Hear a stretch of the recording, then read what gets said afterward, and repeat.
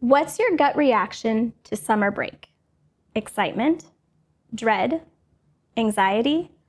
For parents of kids from hard places, summer can feel like anything but a break. If you find yourself stressing over the end of the school year, it may be time for a fresh approach. Let's explore 5 practical strategies that will help you reclaim the excitement and joy of summer.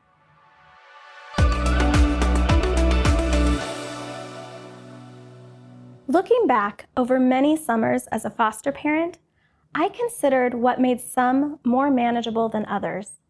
My kids saw several different versions of me over the years before I started to figure out what works for our family. And trust me, we're still figuring it out. I've come to recognize 3 common types of summer parent. Which one are you? First, there's the overachiever. You set the standard high, searching social media and making Pinterest boards with fun activities to fill the family's schedule. But your well-laid plans often end in disappointment for both you and the kids because, let's face it, reality wins.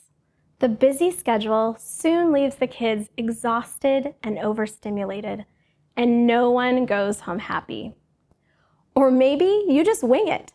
Summer break tends to sneak up on you, catching you without a plan for managing the drastic changes to your family's daily schedule.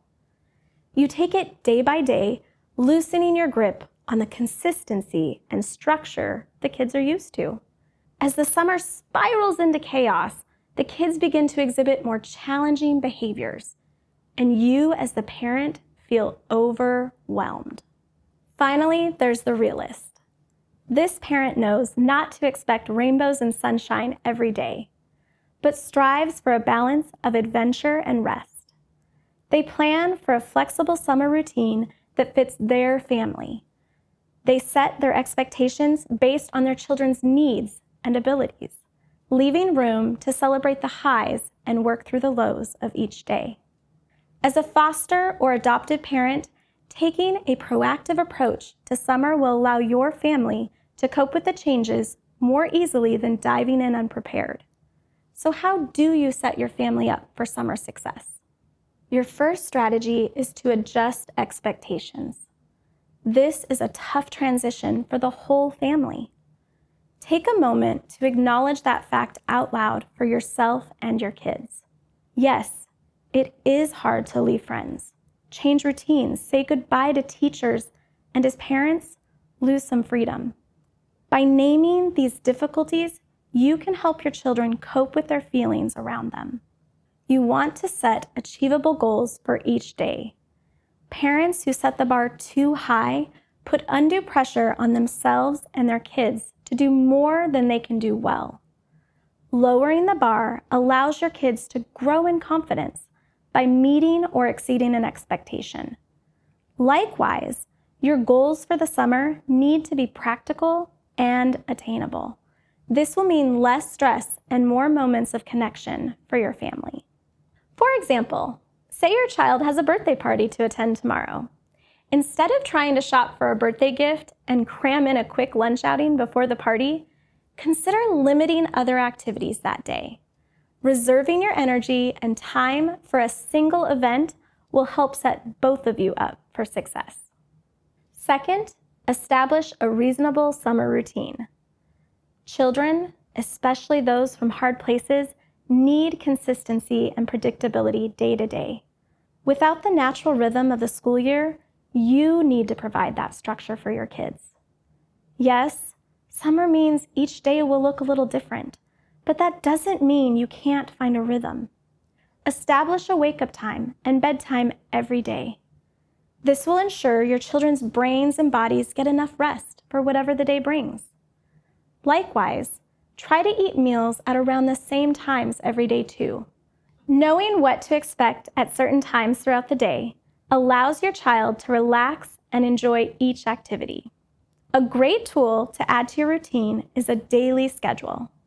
Try talking through tomorrow's schedule the night before or the morning of to help everyone get on the same page. Creating a visual schedule using things like Velcro, magnets, or dry erase boards allows the whole family to see and set their expectations for the day. Our family uses wildcards. We add these to our schedule when unexpected changes pop up. Perhaps we had plans to play with a friend, and the friend got sick. Replacing that activity with a wild card signals to the family that we need to pivot and brainstorm how to fill that time differently. Your third strategy is involving your kids in making plans. You want to plan activities that will engage your kids and at times your whole family. Before the school year ends, I find it helpful to have a family discussion about one thing we each want to do over the summer. We call it our summer bucket list. Some of us might choose a favorite activity we enjoy doing each summer. Others might choose something new to try. Make a list of everyone's chosen activity, including mom and dad's. Completing this activity becomes a family goal, making a successful summer both tangible and inclusive. Example activities could include a campfire and s'mores in the backyard, a trip to the local water park or the lake, a family bike ride, or a trip to the ice cream shop. Try to keep it simple and make it work for you, not against you. Your fourth strategy is planning quiet time. While not as exciting as a schedule jam-packed with activities, weaving in time for rest will help your kids stay calm and recharge. And you'll find it's equally important for your own mental health as a parent. Use this time to give each family member physical space from each other. While younger children may need a nap, you might let older kids choose from 3 quiet activities, like reading, coloring, or playing with Legos. Choices help create buy-in from your kids. They'll feel more invested in the activities they choose. If quiet time is new for your family, give yourself and your kids grace and time to adjust to the habit. The final strategy is giving yourself permission to ask for help. You are not meant to do everything for everyone all by yourself. But still, many foster and adopted parents, myself included, hesitate to ask for help. One, because it reminds us that we are in fact human and forces us to acknowledge our limitations. And two, we don't want to impose our choice to foster or adopt on someone else. In reality, parents who can ask for help when they need it are better equipped to foster because their own needs are being met as well. Last summer, one of my daughters, who often battles sickness, was sick again. I felt tired, overwhelmed, and defeated. I reached out to another foster mom to see how she and her family were doing. She texted back that they were doing well and asked if I needed anything while she was at Walmart. Truthfully, I hadn't been to the store in several days. We were out of milk, and I had no clue what to do for dinner that night. But I couldn't decide whether to tell my friend, writing and deleting the text several times. Finally, I told her my daughter was sick and asked for what I needed: milk and a rotisserie chicken. A short while later, she arrived at my doorstep with the items I asked for, as well as a bottle of orange juice, chicken noodle soup, and a treat just for me. And she refused to be paid, instead thanking me for blessing her with the opportunity to give.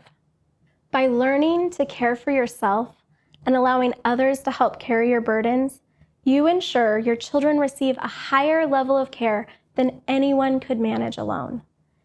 And you allow others to fulfill Christ's calling to love you as well. As summer approaches, you have an opportunity to make the most of this time with your kids.